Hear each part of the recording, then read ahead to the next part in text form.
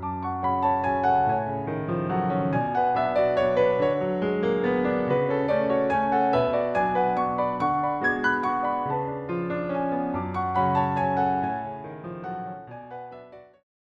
I completely agree. That seems to me the biggest problem in this context. That in fact, if you have a problem as a concerned person, you must not be necessarily on the list, but you deal with someone, and the authorities allow you to do so. The banks essentially are the ones to decide. And of course, they decide not according to the law, but according, as is completely correct, to their own reputational risk, to their management goals, etc. It's completely okay. The point is that you, as a concerned person, if you say, "Hey, I'm sorry, I'm concerned," I say, "We're free to have any contract or any client we want to have, and if we don't want, I mean." The essential question would be, for example, is debanking of people a problem? Debanking?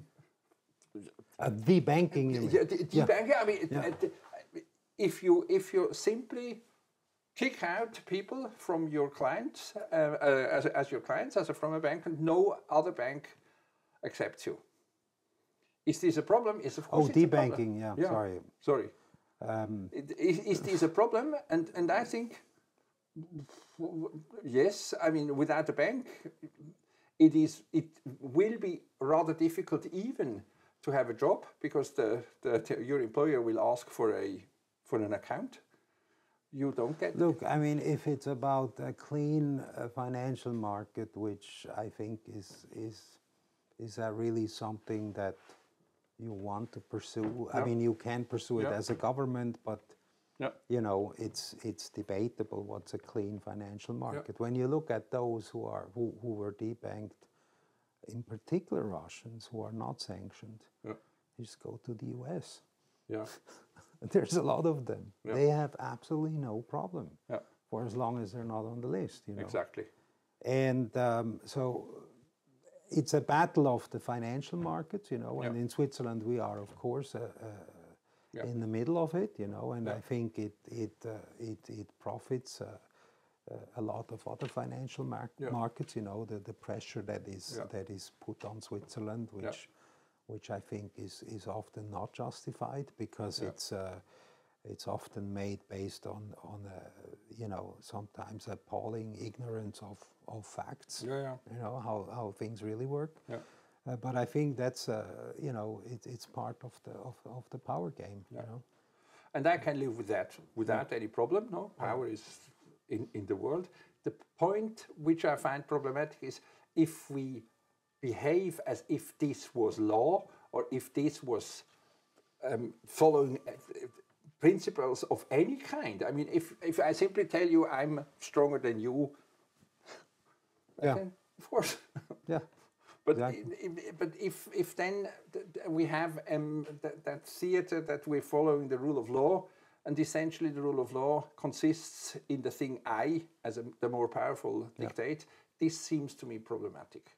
Yeah, but look at the development. I mean, how many times you read opinions in public on certain issues, and the only reason here, but it's proportional. So it's, you know, and proportional, you always end up with, you know, maybe, I don't know, 51% deciding what 49% is doing, or the stronger deciding what the weaker one is doing. And I think we lose a lot of our basic principles where, you know, we have legality, we have proportional things, we have a certain way how rules have to be set to be rules. I mean, yes, we have the Embargo Act, but we have an ordinance that is completely out of control, you know. Absolutely. Which is based on, you know, I don't know how democratic the process of issuing sanctions in Europe is in the end of the day. I would question that too, and looking at the speed it's made, you know. But exactly, that's one of the biggest problems is speed. I mean, to change the rules I mean, with the sanctioning, it's almost like in the Corona days, changing the rules every few days and sometimes more than once a day. Yeah. This becomes difficult. It is difficult to know the rules if they are constantly changed. And essentially, the Enlightenment rule was you tell us what is correct and what not, and we try to conform. And now this has become really difficult. And this is what I find, what I think is damaging all of us, and not only the sanctioned or other. This is damaging the trust in our legal system. Yeah. Yeah, because you get the impression you're constantly governed in a situation of urgency and crisis. I mean, do you remember a year, looking back 10, 15 years where we had no crisis? Yeah. I think we always had a crisis. Yeah. And then the government comes and says, we need to do this immediately. Yeah. In fact. I mean, I respect all the political views, of course. Of course. And but the question is, are we adjusting our legal system to that, or are we trying to make politics within a legal framework? And I mean, with the speed, it's rather easy to say from a legal perspective, law that is speedily enacted is rather exertion of power than law. Law is slow by definition. We discuss about it, we look what it means, etc. Even applying the law is slow. Economics and politics are fast. Final question, does the legal privilege anything, does the legal privilege enter the question or the discussion that we're leading with, that we're having with sanctions? Does legal privilege play a role? Yes, it does. I mean, you can think of a client ask you a specific question. How does this work in this particular case? So you want to have an information from the authorities, and we come across is a practice that some authorities say, unless you tell us who you're dealing for and who you are representing, we will not give you any information. Yeah. Now, when it comes to sanctions, I think there was a certain understanding that if you want something from the government, you better, show everything you have, otherwise you get nothing. Mm. And, some people understand that, so you have to basically, for example, if you ask for a license to make certain payments out of frozen accounts, there's no other way around than to basically open up everything, But I don't think it's comfortable that you have to go to government and say, hey, I'm acting for such and such person, and I would like to know. Yeah. And I also don't see what impact or what difference it makes for an administrative authority, whether they know or whether they don't, Yeah.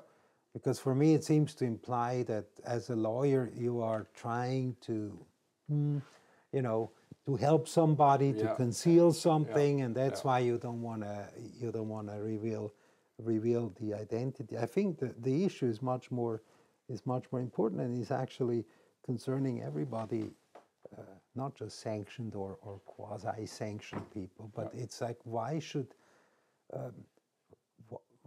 if I help you with something legally, why should everyone know about this? Exactly. Exactly. I mean, it's none of their business. Yeah.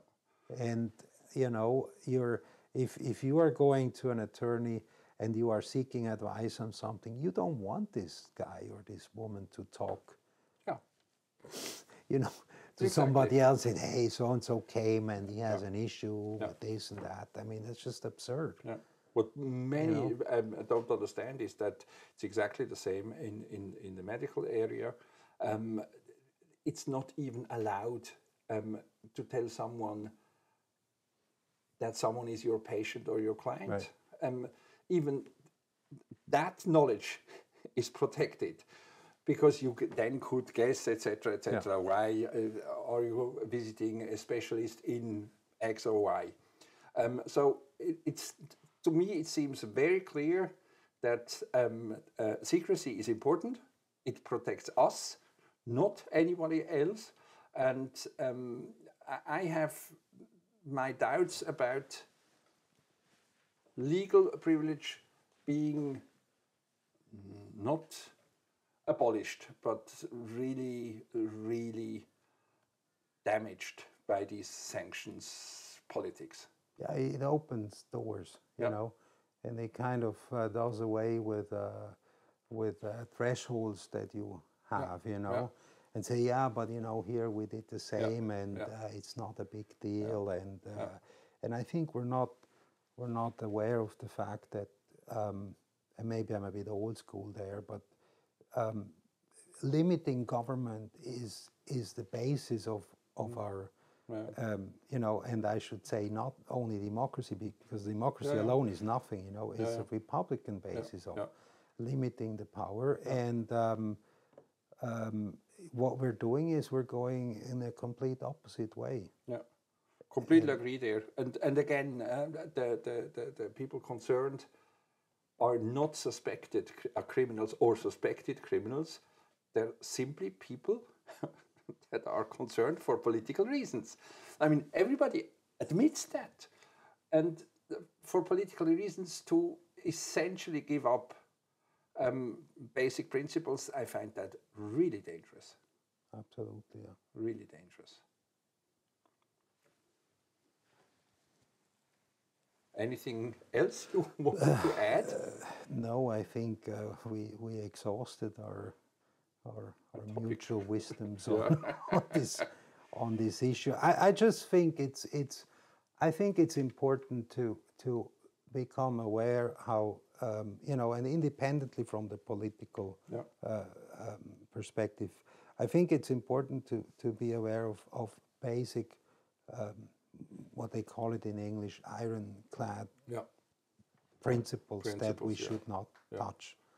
And I think over time, maybe it's also when we grow older, we are looking closer to an issue than we used to. That's why in earlier years, everything was much better than nowadays. You know, perhaps, But maybe this is something that is really developing these days, these years, in a direction where somehow everybody can have an opinion that is respected, even if it's completely baseless opinion or an ignorant opinion or a wrong opinion on something, you know. And if we depart from the basic principles, I think we are going to run into an issue. Yeah, we already did, you know. Completely agree, and I really, what I see as a really clear and present danger is that if we don't cling to principles, essentially the powerful will do whatever they want, because the idea that these rules are directed against the powerful, it's just lunacy. It's pure lunacy. Yeah. And if law is not any more capable of restricting power, then it's at the end. Yeah. And you don't solve the issue by democracy, because what have we not heard about democracy all these years? But democracy is nothing. I assume you have the Federalist Papers somewhere in your collection, you know. And there's, but it's a like you said, you know, limiting the power of the government. That's the essential, and that has nothing to do with how do you say in English, with conspiracy theories or anything. Those are very old principles that are at the basis of our systems. You know? No. Power that's not restricted tends to be abused. It's very easy. We're all the same. Natural. It's natural. Yes, it's not bad. No. The result is bad. No. Okay. Perfect. Okay. Thank you so much. Thank you so much for your presence and the discussion, and see you another time. I hope so. Thank you.